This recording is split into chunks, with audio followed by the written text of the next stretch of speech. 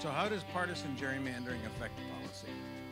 Well, basically for the reasons I talked about. General elections don't matter much. We kind of know what the party balance is going to be in the legislature before the general election happens. And the legislature operates in caucuses.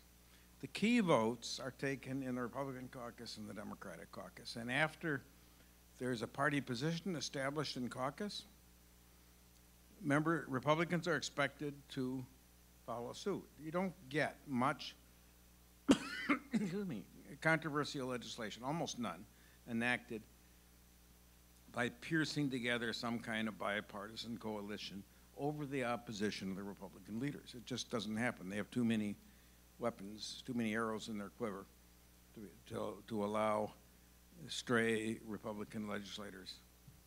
So the key votes are in the caucus.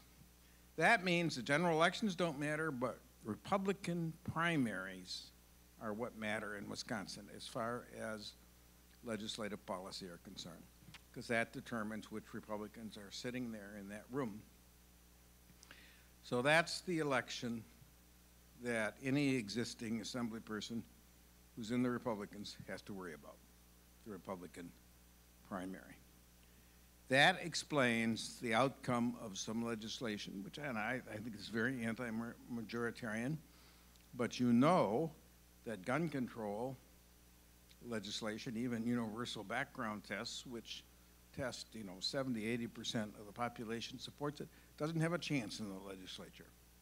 The only thing that really matters is whether supporting greater gun control would play well in a Republican primary. That's the only thing that matters as far as the elections are concerned. You could see some of this in some of the provisions in the lame duck legislation that was passed. It wouldn't have been passed if any of those Republicans who voted for it had to worry about the general election. But they don't, because of the gerrymandering. So that's the kind of consequences that this has. So